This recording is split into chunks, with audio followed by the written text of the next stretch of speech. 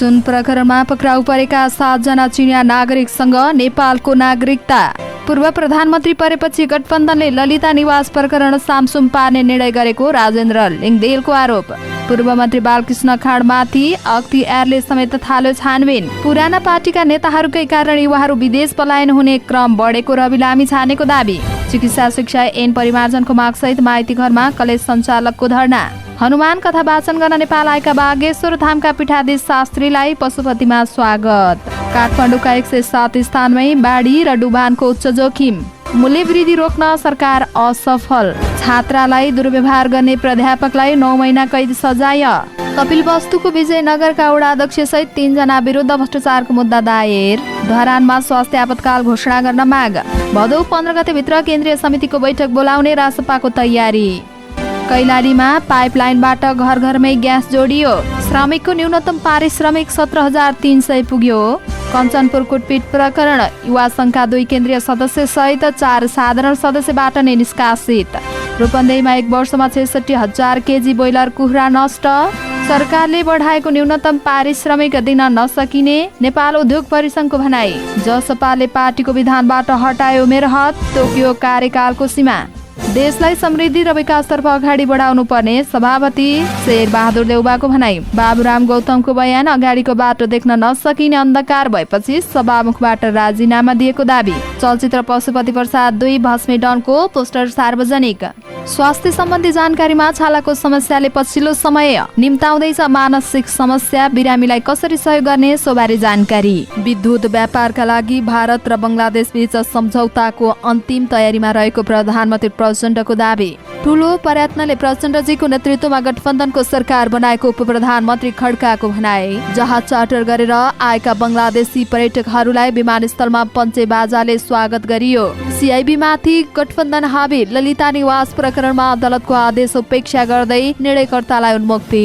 तस्करका संरक्षकहरूले घेराबन्दी गर्न खोजेको र कसैको धम्कीले पनि सुशासनको अभियान नरोकिने बरु राजीनामा दिने गृहमन्त्रीको दाबी। विमानस्थलबाट पहेँलो हात्ती सामान्य हेलचेक राईले नछिरेको कानून मन्त्री धनराज गुरुङको भनाई। वैदेशिक रोजगार ऐन संशोधन गर्न माग। मन्त्रीलाई बुझाइयो 6,000 हस्ताक्षर। दाङमा विषालु च्याउ खाएर बिरामी परेकी महिलाको ज्यान गयो। सन्तवीर र माहियालुलाई तामाङ मिडिया अवार्ड 2080 प्रदान। 1 वर्षमा 12 खर्ब 20 अर्ब रुपियाँ रेमिटेन्स भित्रियो।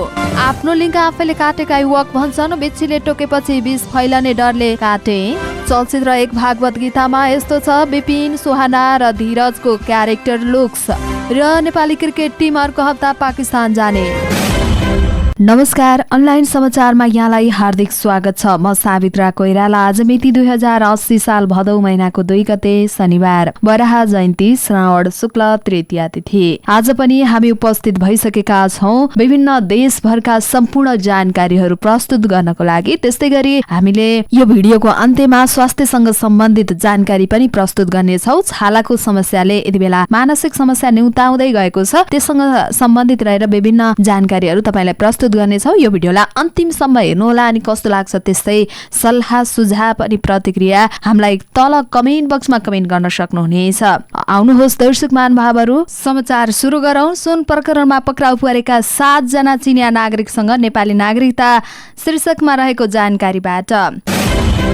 भन्सारको सामानमा राखेर भएको सुन तस्करी प्रकरणमा पक्राउ परेका 7 जना चिनिया नागरिकसँग नेपाली नागरिकता भेटिएको छ। प्रहरीको केन्द्रीय अनुसन्धान ब्युरो सीआईबीले चिनिया नागरिकसँग नेपाली नागरिकता पनि भेटिएको जनाएको छ। उनीहरू नेपाली नागरिकता लिएर नेपाल बसेको देखिन्छ। उनीहरूसँग चिनिया पासपोर्ट पनि छ।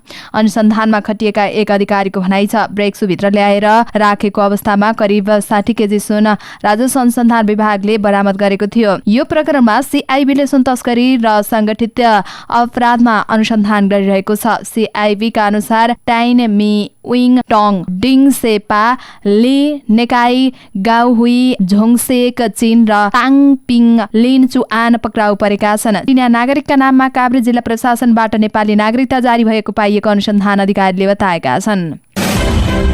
राष्ट्रिय प्रजातन्त्र पार्टीका अध्यक्ष राजेन्द्र प्रसाद लिङदेलले बालुवाटारमा जग्गा प्रकरण बारेमा सत्तारूढ पार्टीका बैठकहरूमा पनि घटना सामसुम पार्ने निर्णय भएको दावी गर्नु भएको छ। शुक्रबार भक्तपुरमा आयोजित चागुनारायण नगर अधिवेशनलाई सम्बोधन गर्दै उहाँले सर्वोच्च अदालतले ललिता निवास जग्गा प्रकरणमा मन्त्री परिषदको अध्यक्षतामा गर्ने व्यक्तिहरूलाई पक्राउ गरी अनुसन्धानको आदेश दिए पनि सत्ता गठबन्धनले घटना सामसुम बनाउने निर्णय गरेको बताउनु भएको छ। उहाँले सरकारलाई भ्रममा राखेर अहिले सरकारले ठूला भ्रष्टाचार विरुद्धका कामहरू गरेको भनेर दङ्गा पिटेको बताउनुभयो। उहाँले सरकार यसरी नै चलिरहने हो भने 2084 सालसम्म निर्वाचन नआउने दावी गर्नुभयो। उहाँले ललिता निवास जग्गा प्रकरण बारेमा अनुसन्धान गर्न बाध्य बनाएका प्रहरी अधिकृतहरूलाई घटना सामसुम बनाउन सरकारले सरुवा गर्न लागेको बताउनुभयो।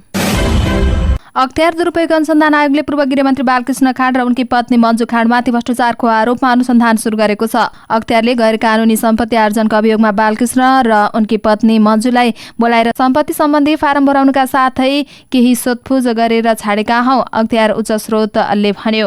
दुवैजनालाई सम्पत्तिको फारम भरेर बुझाउन भनिएको छ। त्यसपछि थप प्रक्रिया अगाडि बढ्छ। 2074 सालदेखि सार्वजनिक पदमा रहेका काङ्ग्रेस सांसद बालकृष्ण खाँड पुस 9 गते 2079 मा गृहमन्त्री भएका थिए। उनी रूपन्देहीबाट निर्वाचनमा पराजित भए लगत्तै पत्नी मन्जु खाँड समानुपातिकबाट सांसद बन्नु भएको थियो। मूलतः नक्कली शरणार्थी प्रकरण बारेमा यहाँ उजुरी परेको छ र तर पनि अहिलेको अनुसन्धान सम्पत्तिमा केन्द्रित छ। अख्तियारले भन्यो सार्वजनिक पदमा बसेर गैर कानूनी रूपमा सम्पत्ति आर्जन गरेको उजुरी परेको छ। काठमाडौँ सरकारी वकिलको कार्यालयमा पत्रचार समेत छ।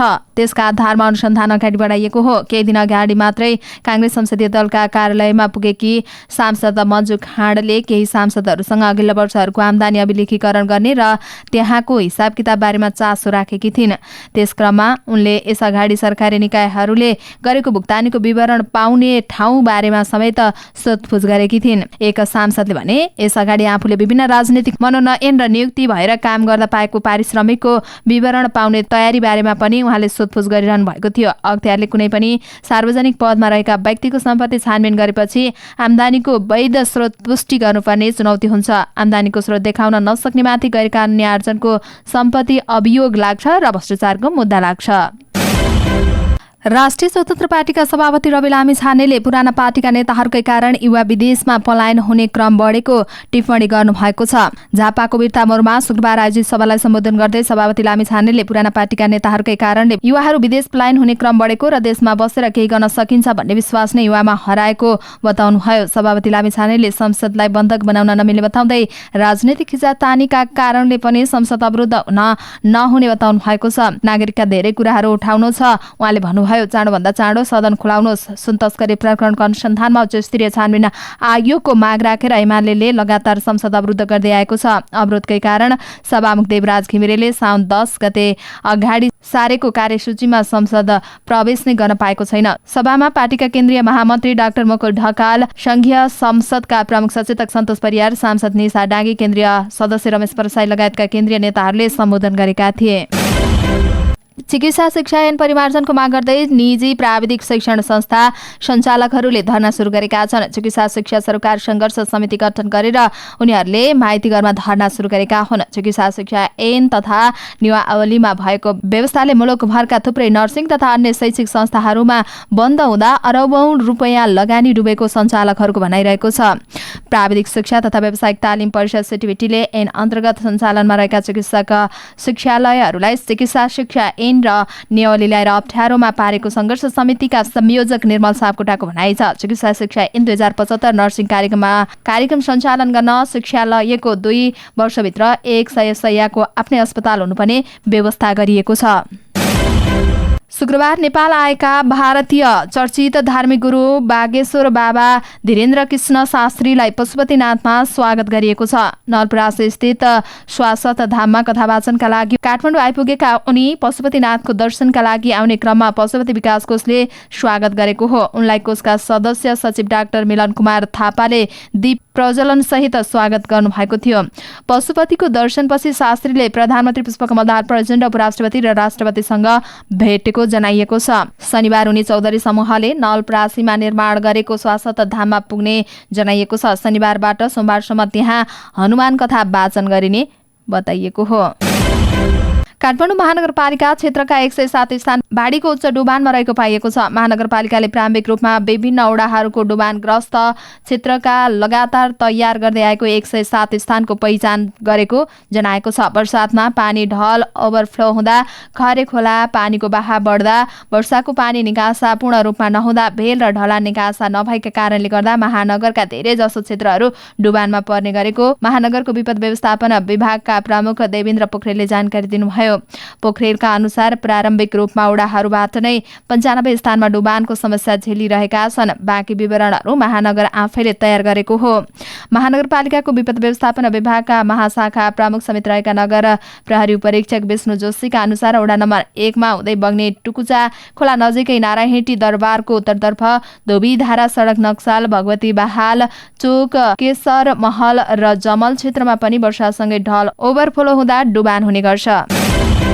गएको आर्थिक वर्ष 1980 का औसत वार्षिक मूल्य वृद्धि 7.74% रहेको देखिएको छ। नेपाल राष्ट्र बैंकले सार्वजनिक गरेको देशको वर्तमान आर्थिक तथा वित्तीय स्थिति प्रतिवेदन अनुसार गएको आर्थिक वर्षका लागि राखिएको मुद्रास्फीतिको वाञ्छित सीमा नागेको देखिएको हो। गएको आर्थिक वर्षका लागि सरकारले वार्षिक औसत उपभोक्ता मुद्रास्फीति 7% को वाञ्छित सीमाभित्र राख्ने लक्ष्यका साथ 7.74% पुगेको देखिएको हो।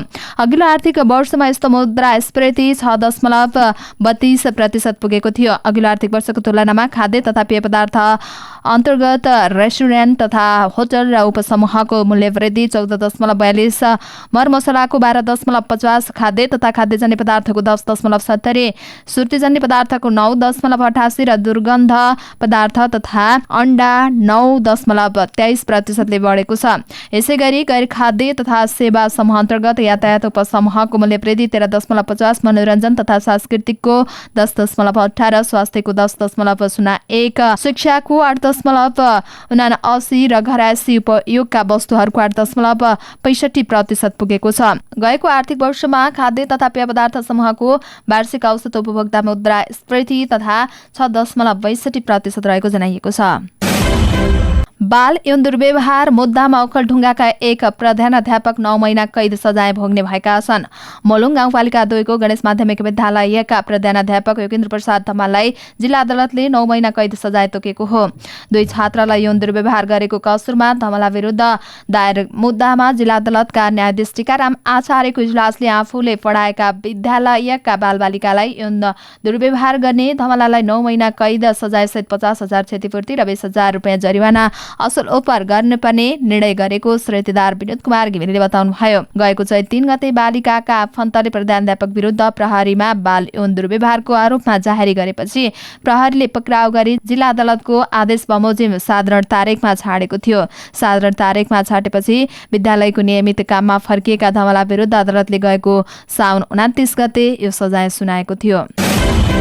अख्तियार दुरुपयोग अनुसन्धान आयोगले कपिलवस्तुको विजयनगर गाउँपालिका वडा नम्बर 4 का वडाध्यक्ष तिलक राम कडेल सहित 3 जना विरुद्ध भ्रष्टाचारको मुद्दा दायर गरेको छ। आयोगले गाउँपालिकालाई बुझाउनु पर्ने रकम नबुझाइकन इनामिना गरेको आरोपमा उनी विरुद्ध आरोप पत्र दायर गरिएको आयोगका प्रवक्ता भोला दालले शुक्रबार जारी गरेको विज्ञप्तिमा जानकारी दिनुभएको हो। उनी विरुद्ध सार्वजनिक सम्पत्ति हानि नोक्सानी गरी भ्रष्टाचार गरेको भन्दै विशेष अदालतमा मुद्दा दर्ता भएको हो। कपिलवस्तुको साबिक पथरदेइया गाउँ विकास समिति वडा नम्बर 8 हाल विजयनगर गाउँपालिका वडा नम्बर 4 का वडाध्यक्ष कडेलले विजयनगर गाउँपालिकालाई बुझाउनु पर्ने शंकरपुल ताल ठेक्काको रकम ठेकेदारबाट लिई उक्त रकम गाउँपालिकालाई नबुझाइकन आफै इनामिना गरेको भन्ने उजुरी निवेदन सम्बन्धमा अनुसन्धान हुँदा कडेलले शंकरपुल तालको ठेक्का बापतको रकम विजयनगर गाउँपालिकाको खातामा जम्मा नगरी 6,10,000 रकम हिनामिना गरेको देखिन आएको आरोप पत्रमा जनाइएको छ।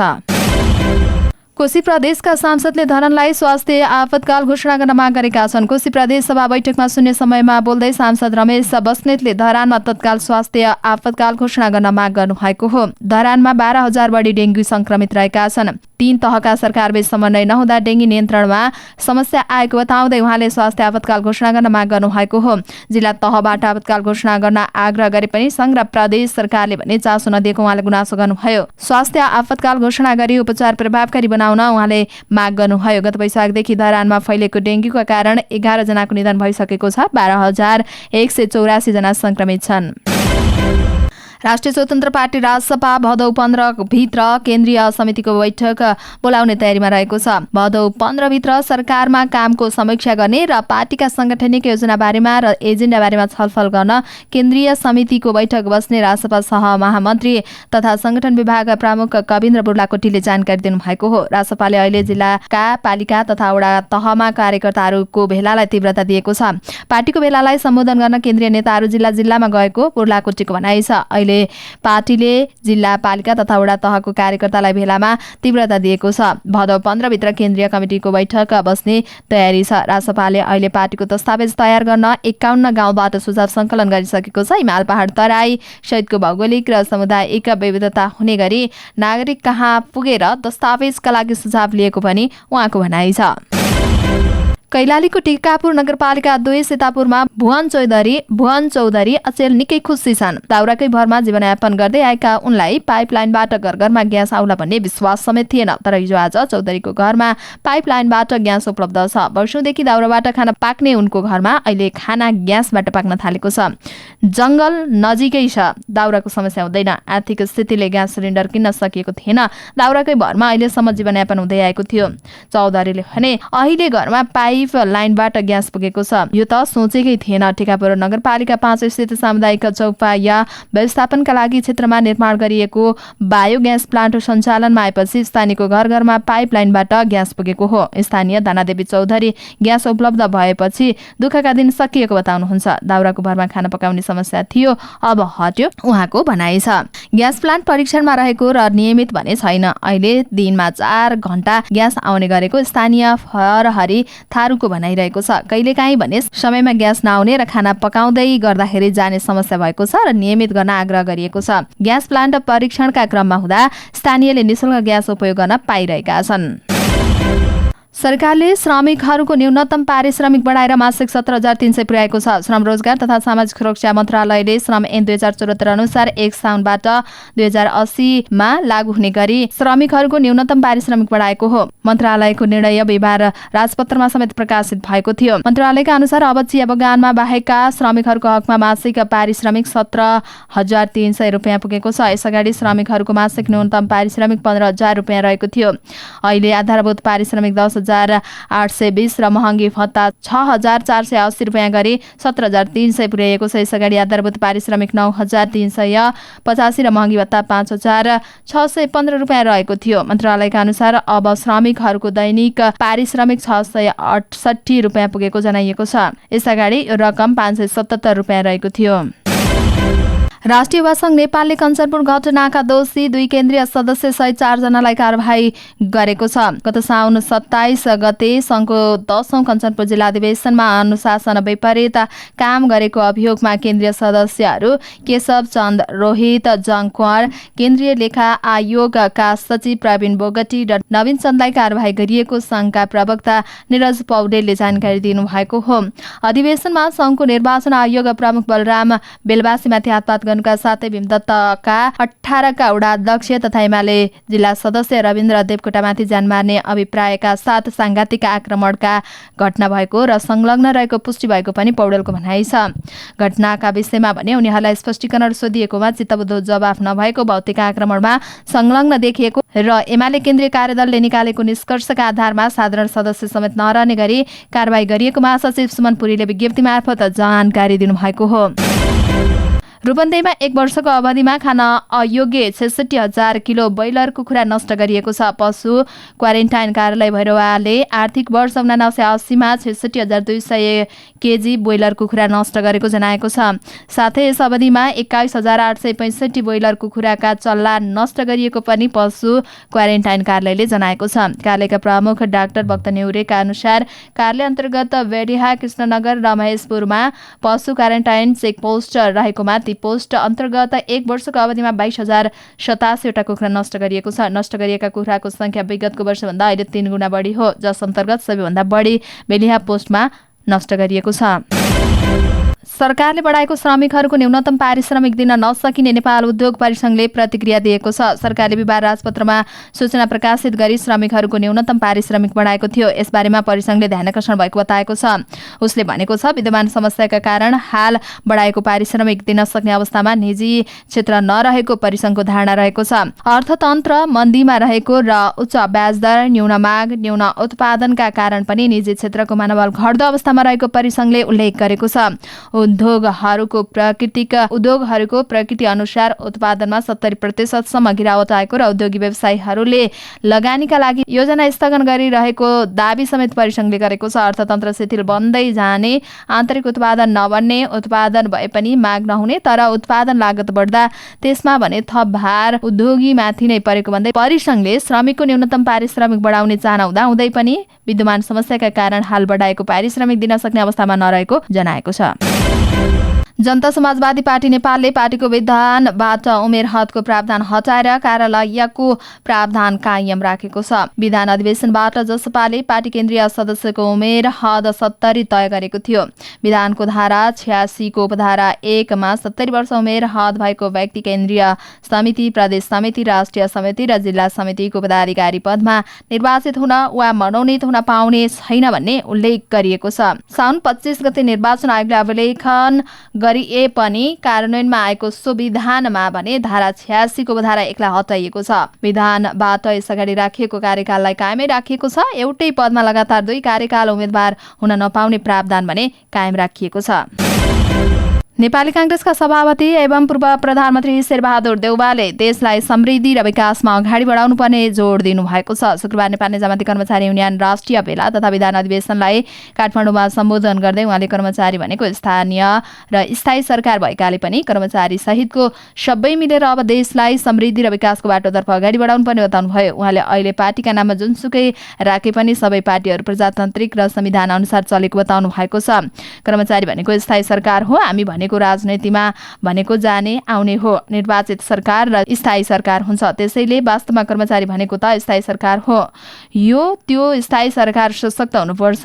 अहिले प्रजातन्त्रवादी छन्। पार्टीको नाम जे राखे पनि सबैले संविधानको पालना गर्नुपर्छ देउबाको भनाइ छ। संविधान अनुसार पार्टी चलेको पनि उहाँले बताउनुभयो। कोशी प्रदेशका आर्थिक मामिला तथा योजना मन्त्री तथा निवर्तमान सभामुख बाबुराम गौतमले भाग्ने ठाउँ नभएपछि बाध्य भएर सभामुखबाट राजीनामा दिएको बताउनु भएको छ। कोशी प्रदेश सभाको तेस्रो अधिवेशनको पहिलो बैठकमा बोल्दै आफूले अगाडि बढ्ने बाटो नदेखेपछि सभामुखबाट राजीनामा दिएको बताउनु भएको हो। उहाँले भन्नुभयो, कहिले भूमिका निभाउने क्रममा यस्तो ठाउँमा पनि पुगिरहेछ कि त्यहाँ निकासा हुँदो रहेनछ, अगाडि बढ्ने बाटो नै हुँदो रहेनछ। उहाँले बाहिरबाट हेर्दा यसो गरेको भए हुन्थ्यो, उसो गरेको भए हुन्थ्यो भन्ने लाग्थ्यो, तर त्यहाँ पसेपछि अन्धकार हुँदो रहेछ भन्नुभयो। उहाँले भूमिका निभाउने क्रममा आफू पनि अन्धकारको अवस्थामा पुगेको बताउनुभयो। उहाँले भन्नुभयो, मेरो नाममै त्यो परिस्थिति सिर्जना हुनुमा एक हिसाबले सौभाग्य पनि ठान्छु, अर्को हिसाबले दुर्भाग्य ठान्छु उहाँको भनाइ छ। फिल्म पशुपति प्रसादको स्पिन अफ तथा दोस्रो श्रृङ्खला भस्मे डनको आधिकारिक पोस्टर सार्वजनिक भएको छ। जारी पोस्टरमा फिल्मको प्रदर्शन मितिको रूपमा आगामी दशैं उल्लेख गरिएको छ।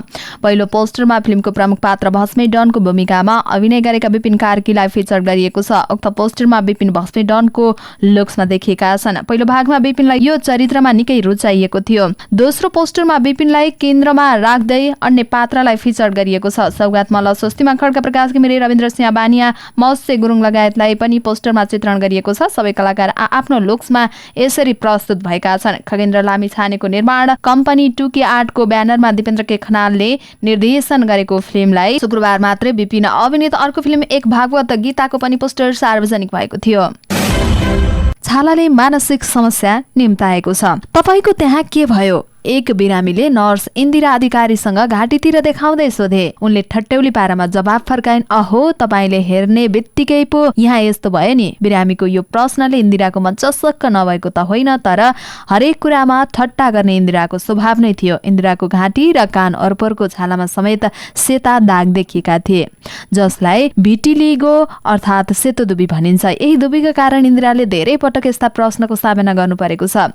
गोर्खामा जन्मेकी इन्दिरा एक दिन नुहाएर ऐना हेर्दै थिइन्। एक्कासी उनले आफ्नो कानको छेउको भागमा केही लागेको महसुस गरिन्। ऐनामा नजिकै गएर हेर्दा कान पछाडि केही सेतो भाग देखिन्। केही चिज लागेको कि भनेर पोस्न खोज्दा पनि दाग जस्तै उस्ताको उस्तै रह्यो। उनी कुदेर आमा भएको ठाउँमा पुगिन् र देखाइन्। आमाले कपाल पन्छाएर कान पछाडि र वरपरको भाग हेर्दा धेरैतिर छाला त्यस्तै भएको देखिन्। त्यतिबेला इन्दिरा 14 वर्षकी थिइन्। परिवारमा पनि उनको छालामा भएको परिवर्तन याद गरिएको थिएन। यो घटनापछि आमाले नजिकका मान्छेसँग सोधिन्। फरक मान्छेबाट फरक फरक समस्याका समाधानका उपाय दिए। कसैले फोटो धोएको पानीले लगायो भने सन्चो हुन्छ भने त कसैले झारफुक गरेर लेप लगाउन लगाए। घरमा केही औषधिहरूले काम गरेन लगाउँदा पनि। पछि उनको परिवार नै चितवन बसाइसर्यो। चितवनमा पुगेपछि उनले अस्पतालमा देखाइन्, तर औषधिले पनि समस्या निको नभएको उनको भनाइ छ। यो त छाला सम्बन्धी समस्या भएका बिरामीले परिवार र साथीभाइबाट र समाजबाट भोगेका कुराको एउटा उदाहरण मात्रै हो।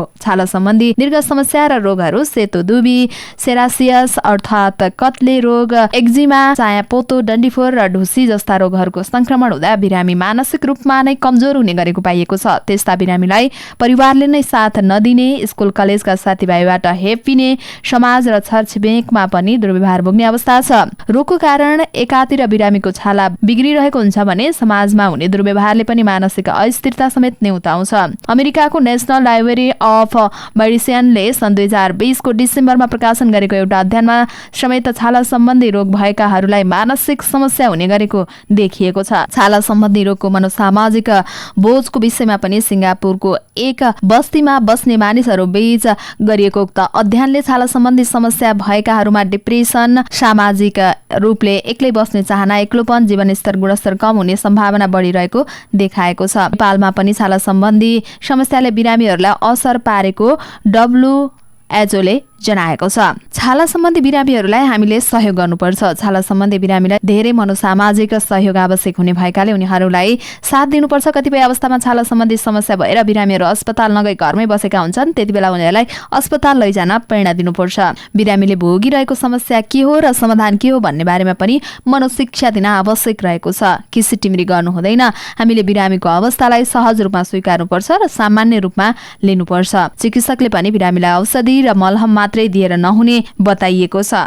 यसमा उपचारको प्रक्रियामा चिकित्सकको भूमिका पनि उत्तिकै रहने डाक्टरहरूको भनाइरहेको छ। छाला सम्बन्धी रोगको उपचार गर्ने जनशक्तिलाई मानसिक स्वास्थ्य सम्बन्धी तालिम दिनुपर्ने पनि अन्य जनचेतनामूलक कार्यक्रमहरूमा अगाडि लैजानुपर्ने पनि जनाइएको छ। यदि तपाईहरूलाई पनि छालासँग सम्बन्धित कुनै पनि समस्या भएको छ यदि भने पहिला त डाक्टरकोमा पुग्नु आवश्यक देखिन्छ। त्यसैले कुनै पनि छालासँग सम्बन्धित समस्या उत्पन्न भएमा डाक्टरकोमा अवश्य पुग्नुहोला। प्रधानमन्त्री पुष्पकमल दाहाल प्रचण्डले आफू नेतृत्वको सरकारले ऊर्जा क्षेत्रको विकासका लागि दूरगामी महत्त्वका निर्णयहरू गरिरहेको दावी गर्नुभएको छ। नेपाल विद्युत प्राधिकरणको 38औं वार्षिक उत्सव समारोहलाई सम्बोधन गर्दै उहाँले प्राधिकरणको कार्यकारी निर्देशक माकुलमान घिसिङलाई ल्याए पश्चात आफू नेतृत्वको सरकारले संकल्प, इमानदारीका साथ र मेहनतका साथ काम गरेका कारणले पनि 18 घण्टाको लोड सेडिङ अन्त्य गरेर देशलाई उज्यालोतर्फ अगाडि बढाएको बताउनुभयो। उहाँले भन्नुभयो, मैले 2073 को साउनमा म दोस्रो पटक प्रधानमन्त्री हुँदा देशले वर्षातको समयमा पनि बेहोरिरहेको लोड सेडिङको कहाली लाग्दो अवस्थालाई सम्झेको छु। त्यसबेला बिजुलीको पहुँच भएको ठाउँमा दिनमा 18 घण्टासम्म लोड सेडिङ हुने गरेको थियो भने देशका करिब 40% जनता त विद्युतको पहुँचभन्दा बाहिर थिए। लोड सेडिङका कारण उद्योग व्यवसायको अवस्था दयनीय थियो। नागरिकहरूको दैनिकी नराम्ररी प्रभावित भएको थियो। प्राधिकरणको वित्तीय अवस्था अत्यन्तै नाजुक थियो। त्यतिबेला मैले 3 महिनाभित्र लोड सेडिङ अन्त्य गर्ने र प्राधिकरणलाई नाफामा लाने घोषणा गर्दा धेरैले त्यसलाई पत्ताउँदैनथे। मजाकको विषय बनाएका थिए। कतिले त लोड सेडिङ अन्त्य भयो भने खुला मञ्चमा नै आत्महत्या गर्छु भन्ने कुरा पनि गरेका थिए। उहाँले प्राधिकरणभित्र नीतिगत सुधार, प्राधिकरणको घाटा अपलेखन र वित्तीय सुरक्षा प्रदान, प्राधिकरण व्यवस्था र संस्थाको नेतृत्व परिवर्तन गरी लोड सेडिङलाई पूर्ण रूपमा अन्त्य गर्दै संस्थालाई नाफामा लाने काम भएको पनि बताउनु भएको छ। उपप्रधान तथा रक्षा मन्त्री पूर्णबहादुर खड्काले सरकारले अर्थतन्त्रको सुधार र सुशासन स्थापित गराउने पक्षमा काम गरिरहेको बताउनु भएको छ। कांग्रेस नेकट निजामती कर्मचारीको भेलालाई सम्बोधन गर्दै उहाँले यस्तो बताउनु भएको हो। उहाँले भन्नुभयो, हामीले संघीय लोकतान्त्रिक गणतन्त्रको संविधान जारी गरेपछिको संविधानले परिकल्पना गरेको ऐनहरू अगाडि बढाउने विषयमा जति चाँडो ल्याउनु पर्थ्यो त्यो सकेनौं। अहिले संघीय निजामती ऐनलाई चाँडै नै संसदमा दर्ता गराउने प्रतिबद्धता छ। लोकसेवाको रायपछि एक साताभित्रमा संसदमा पेश हुन्छ। निजामती सेवा ऐन सिंह देश र जनताको हितमा बन्ने खड्काको भनाइरहेको छ। उहाँले भन्नुभयो, वर्तमान सरकार पार्टी सभापतिको कुशल नेतृत्व अभियान चलाएर निर्वाचनमा गयौं। हामीले कांग्रेसलाई पहिलो पार्टी बनायौं। त्यसपछि केही घटनाहरूले यताउता भए पनि लगत्तै ठूलो प्रयत्नले सभापतिको नेतृत्वमा फेरि जुटेर निर्वाचनको समयमा जनतालाई गरेको कबुल अनुसार अगाडि बढेर गठबन्धन दलहरू मिलाएर प्रचण्डजीको नेतृत्वमा सरकार अगाडि बढेको छ। त्यही अनुसार अहिले मेरो नेतृत्वमा पार्टीका 9 जना सरकारमा छौं, उहाँको भनाइ छ। जहाज चार्टर गरेर नेपाल भ्रमणमा आएका बंगलादेशी पर्यटकलाई त्रिभुवन अन्तर्राष्ट्रिय विमानस्थलमा स्वागत गरिएको छ। विमान बंगलादेश एयरलाइन्सबाट शुक्रबार दिउँसो काठमाडौँ ओर्लिएका 145 जना पर्यटकलाई नेपाल पर्यटन बोर्डको नेतृत्वमा स्वागत गरिएको हो। पञ्चबाजा सहित पर्यटन व्यवसायीहरूले बंगलादेशी पर्यटकलाई स्वागत गरेका हुन्। शुक्रबार र शनिबार गरेर 700 पर्यटक नेपाल आउने बंगलादेशी पर्यटकको ग्राउन्ड ह्यान्डलिङको जिम्मा लिएको सम्राट टुर एन्ड ट्राभल प्रणालीले जनाएको छ। कम्पनीका प्रमुख कार्यकारी अधिकृत CEO CN पाण्डेका अनुसार बंगलादेशबाट उडान मार्फत नेपाल आउन लागेको यो टोली अहिलेसम्मकै ठूलो हो। बंगलादेशको राजधानी ढाकामा रहेको माउन्टेन क्लब टुर मार्फत बंगलादेशी पर्यटक नेपाल आएका हुन्। नेपाल पर्यटन बोर्डका निर्देशक मणिराम लामिछानेले ठूलो संख्यामा नेपाल भित्रिने बंगलादेशी पर्यटकको प्रचार प्रसारबाट थप पर्यटन आकर्षित गर्न मद्दत पुर्याउने उल्लेख गर्नुभयो।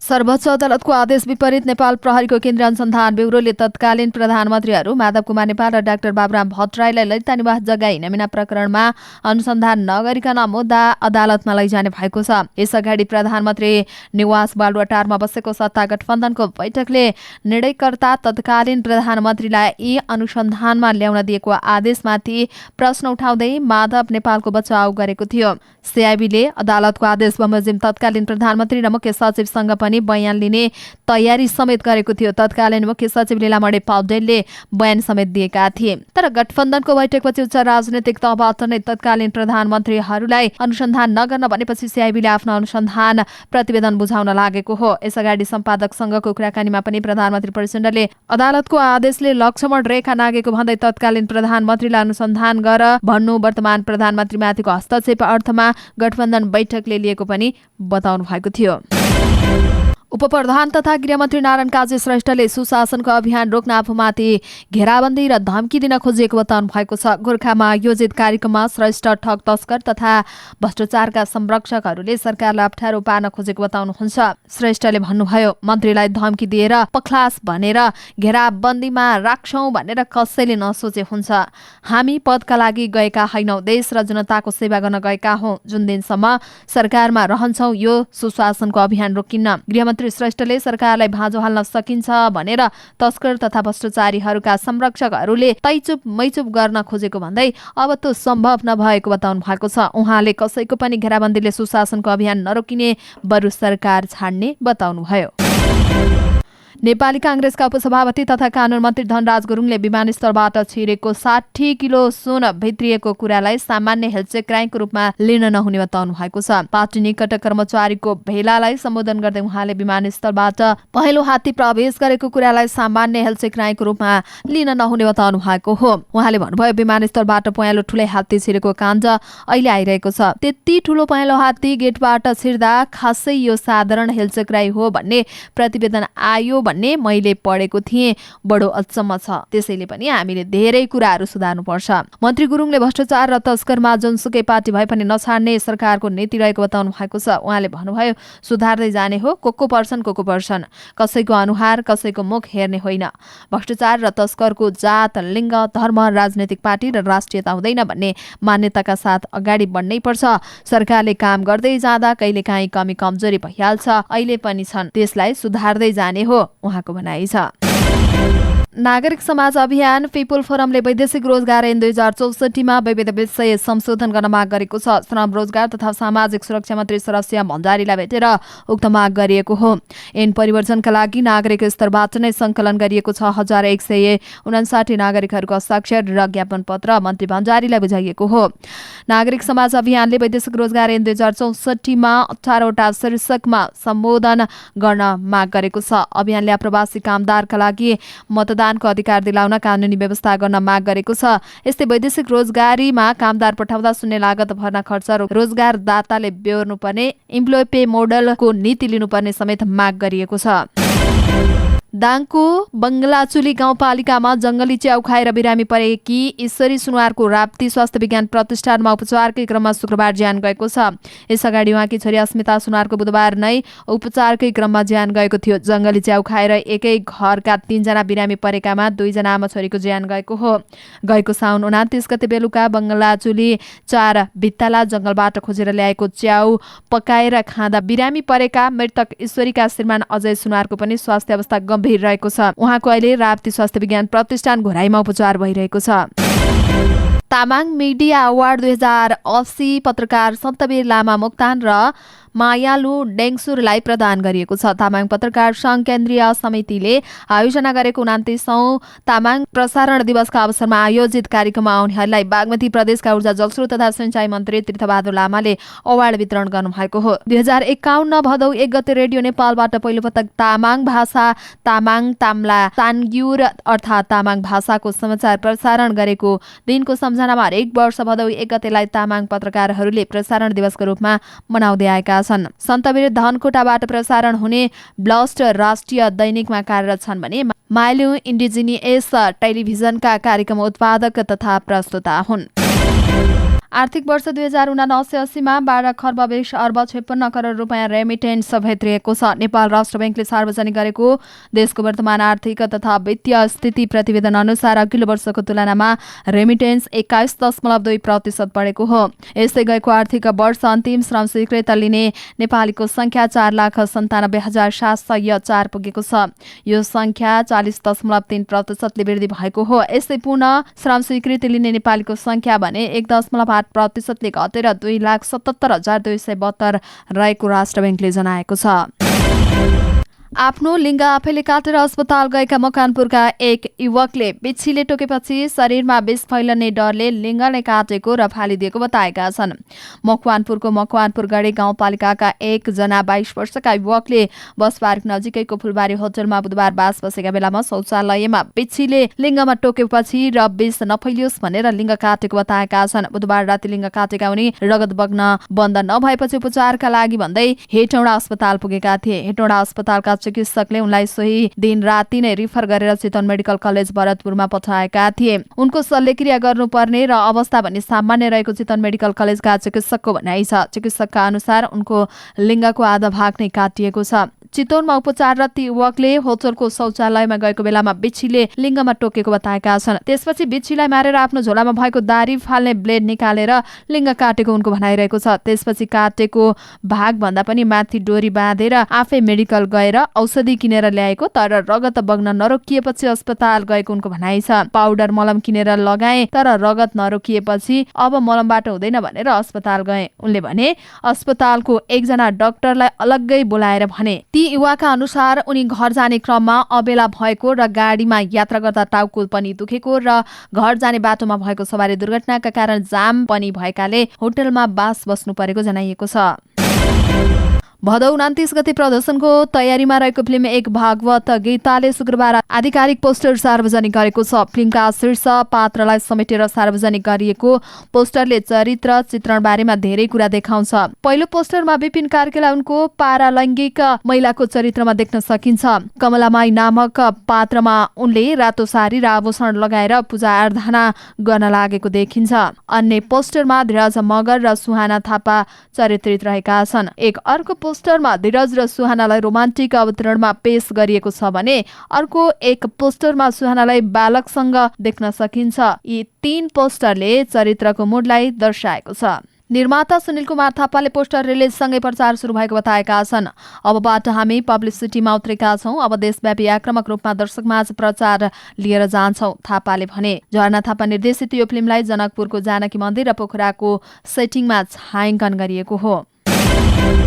एसिया कप क्रिकेट खेल्नका लागि नेपाली राष्ट्रिय क्रिकेट टिम अर्को हप्ता पाकिस्तान जाने भएको छ। नेपाल क्रिकेट संघ क्यान स्रोतका अनुसार नेपाली टिमको भिजाको काम सकिसकेको हुनाले जतिसक्दो छिटो टिमलाई पाकिस्तान पठाउने तयारी भएको छ। अहिले नै मिति भने निश्चित भएको छैन, तर सम्भवतः 23 तारिकमा टिमलाई पठाउने तयारी रहेको छ, विशेष स्रोतले भन्यो। नेपाली टिमले एसिया कप अगाडि पाकिस्तानसँग केही अभ्यास खेल र तयारीका लागि टिमलाई एक हप्ता अगाडि नै पाकिस्तान पठाउने तयारी क्यानले गरेको हो। एसिया कप आउँदो अगस्त 31बाट सुरु हुँदैछ, जसमा पहिलो खेल नेपालले पाकिस्तानसँग खेल्दै प्रतियोगिताको सुरु गर्नेछ। नेपालका लागि क्यानले एसिया कपको लागि 17 सदस्यीय टोली घोषणा गरिसकेको छ। टोलीमा रहेका सन्दीप लामी छानेका बलात्कार मुद्दाको पेशी सरेकाले पनि उनी पाकिस्तान जाने नजाने भन्ने अन्यल छ। हवस् त दर्शक महानुभावहरू, आजका मुख्य समाचारहरू यति नै। हामीले प्रस्तुत गरेका विषयहरूप्रति तपाईँको धारणा के छ तल कमेन्ट बक्समा कमेन्ट उल्लेख गर्नुहोला। साथै तपाईँलाई लागेका कुनै पनि विषय उठाइदिए हुन्थ्यो जस्तो लाग्छ अथवा कुनै विषयमा समाचार दिन छुटाएका छौँ भने तपाईँ हामीलाई हाम्रो फेसबुक पेजमा गएर मेसेज पनि गर्न सक्नुहुनेछ अथवा तल कमेन्ट बक्समा कमेन्ट पनि गर्न सक्नुहुनेछ। तपाईँको कमेन्टले हामीलाई काम गर्नका लागि अझै ठुलो ऊर्जा दिनेछ। हाम्रो मेहनतको लागि एउटा यो भिडियोमा लाइक र कमेन्ट अवश्य गरिदिनुहोला अनि च्यानललाई सब्स्क्राइब गर्नु भएको छैन भने पनि सब्स्क्राइब गरेर अल नोटिफिकेसन अन गर्न नछुटाउनुहोला। हामी पल पलका अपडेट लिएर फेरि आउने नै छौँ। त्यतिन्जेल तपाईँको हरेक पल शुभ रहोस्। नमस्कार।